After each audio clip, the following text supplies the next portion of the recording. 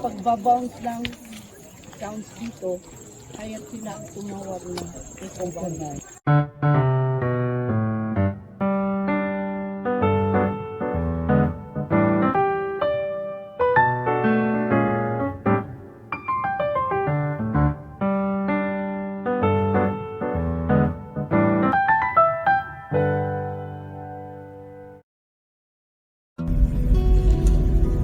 We're on our way to Sagada's cellar door. At paka-check nga kung sumushoot ang gulong. Patay. Hindi tayong tayo nag-aahon na eh. Shoot yan.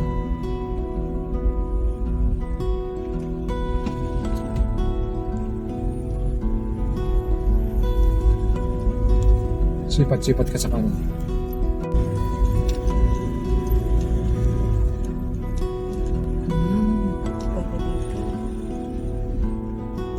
ACIP na lang. That's good also.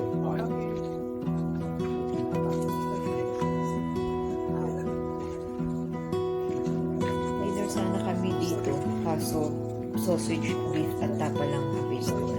Nagsaserve sila ng rice by schedule or reservation. 250 per head, hindi kasama ang beer.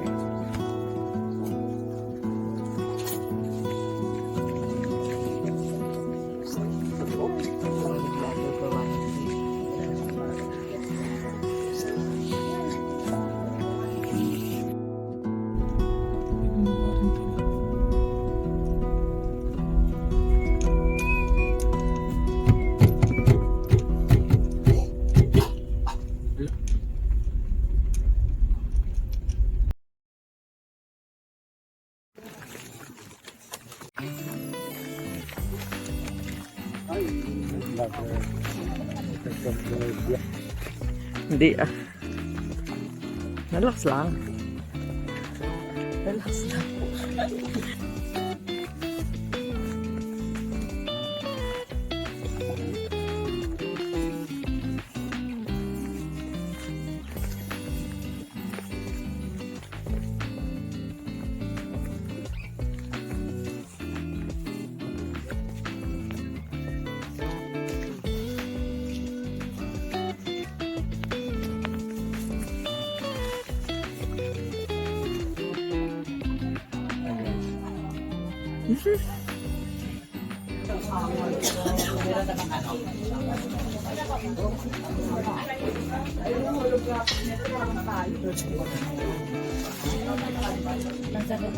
Ang bigat mo.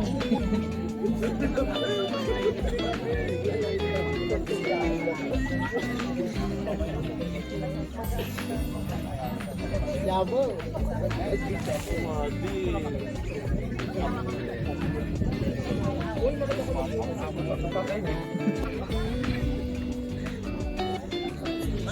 Tingin-tingin ka dito pala.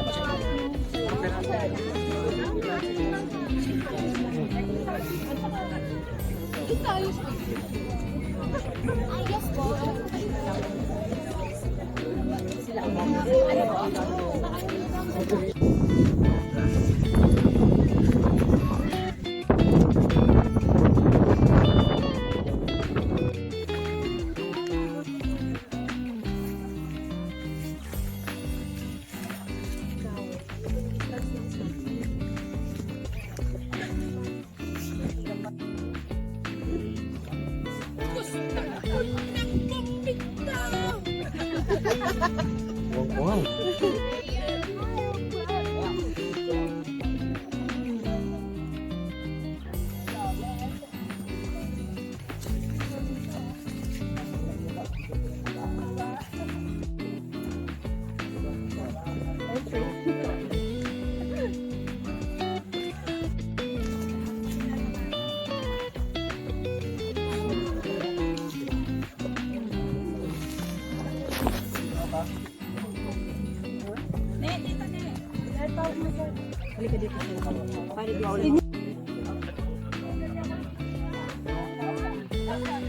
Rapid na daw ba?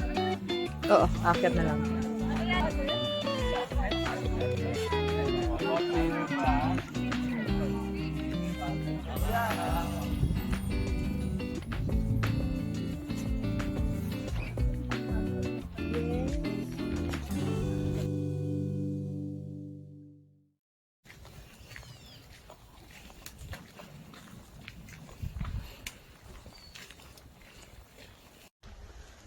Beauty of Vida. Chicken rice. Sure, I did my best. That is in my eternal best.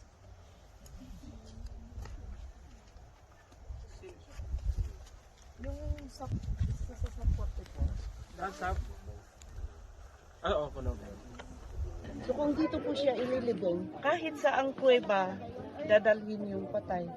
About 50 or 100 meters away, sisigaw ay isang maganda. Sigaw is paalam po sa mga espiritong nauna doon na may bagong dating na makakasama nila para hindi po sila mabigla. Yung kapamilya niya para daw i-welcome. Para siyang Salubungan. So kung sino mang gustong sasali sa sigawan, must know yung karakteristik ng taong yun, yung trabaho niya, yung good traits niya. Yun ang nasaksihan ng mga foreigners na nakarating dito. Yung pagbabounce ng sounds dito, kaya't sila ang tumawag ng Eco Valley ito. Na kung sino mang nakapagbasa yun sa mga magazines o ano sa TV, pagdating doon, sigaw ka agad. Kang sa narinig ang mga elders na bakit ang sumisigaw ang mga tao doon sa Paitukan. Paitukan sa aming salita is yung hagdanang papunta dito. So sila yung pumunta sa tourism office na ipagbawal nyo dapat ang sumisigaw doon kasi dumadalaw lang kayo, hindi kayo maglilibing. Ang sumisigaw lang po yung maglilibing. Yung maglilibing. Yung mag-decide dito sa may public cemetery. Kasi hindi nakakaya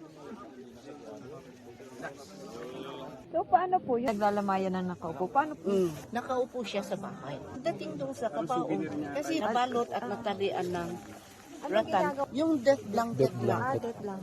So, kaya medyo maliliit po yung kabaong. Kahit anong laki ng isang tao, kapag tumanda na siya, liliit siya talaga. Yung coffin na nakalagay na doon, hindi pa lang natakpan. So yung scaffolding yun na nakapwesto pa rin, anan isang tao. Next baitang isang tao. Para siguraduhin yung bangkay hindi nasasayad sa kahoy. Hanggat sa makarating sa kabaong niya.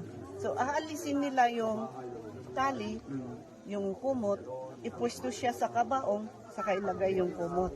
Pero yung kumot, palaging hanggang sa leeg. Yung mukha ko, mas clear. Kahit strand of hair, dapat wala. May ilang araw bago tanggalin, kaya nagkaroon ng vandalism. Mga bata ang sumulat ng mga iyon. Mas mainam sana kung immediate na tatanggalin yon. Kung mapansin nyo yung nakaprint sa bato na apid, isa po siyang guide ngayon. Kaya nga lagi ko siyang tinatawanan, ikaw ang starring dyan, buti hindi mo ka ni apid ang mundo.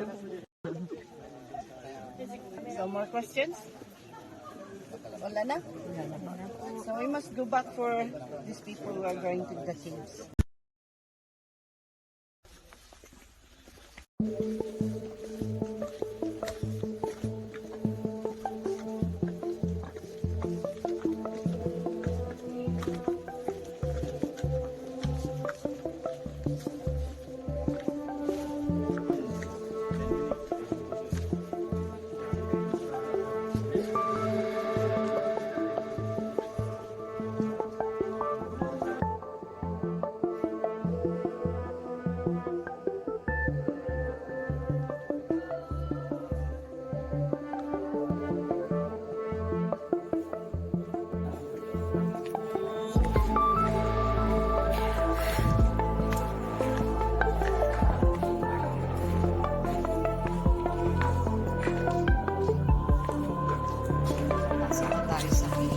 Ingat-ingat ha, madilim.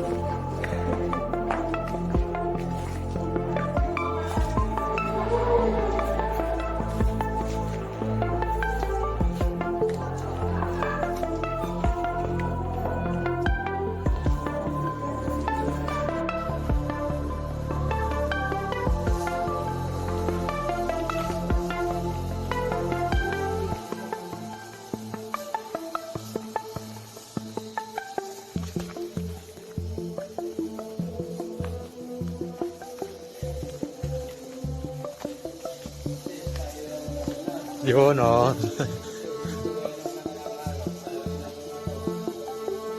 Ah.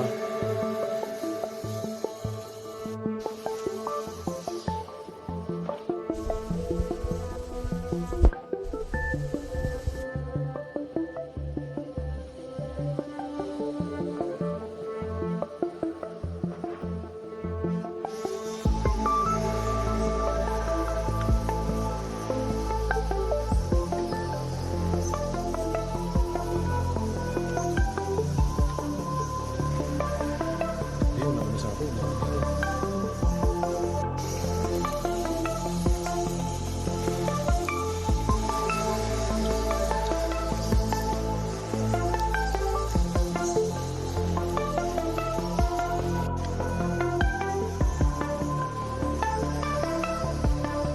Hey, go.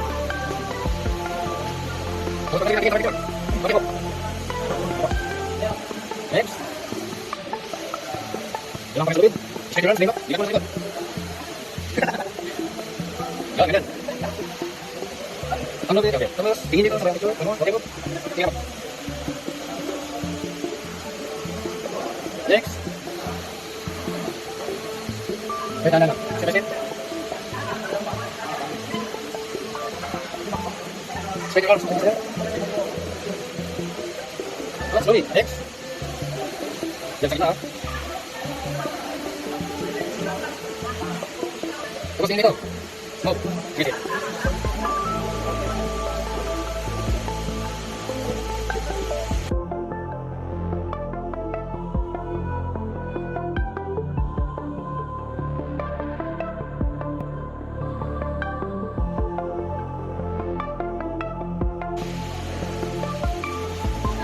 Next.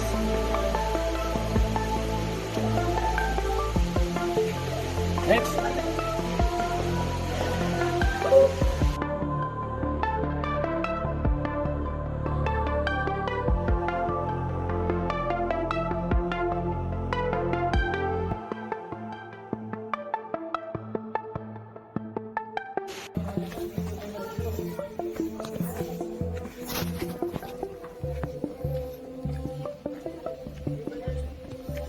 One more. Excellent. Amazing. Amazing.